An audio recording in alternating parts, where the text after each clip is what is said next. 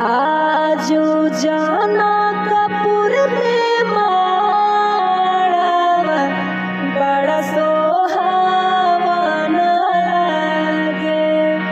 आजू जनकपुर में माड़वा बड़ा सोहावन लागे। सीता के चढ़े लाहौरा दिया मन भावन लागे।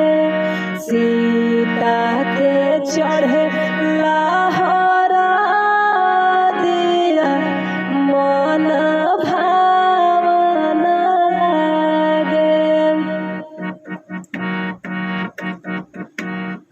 हरे हरे बसावा कटवाले जनक राजा।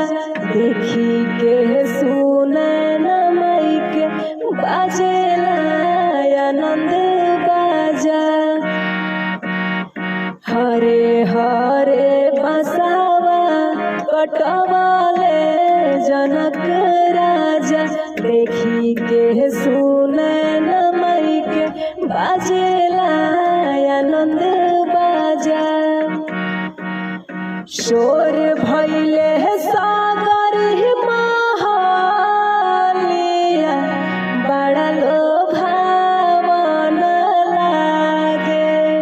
शोर भइले सागर महालिया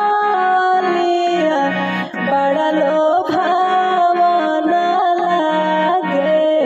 सीता के चढ़े लाहौरा दिया मन लोभावन लागे।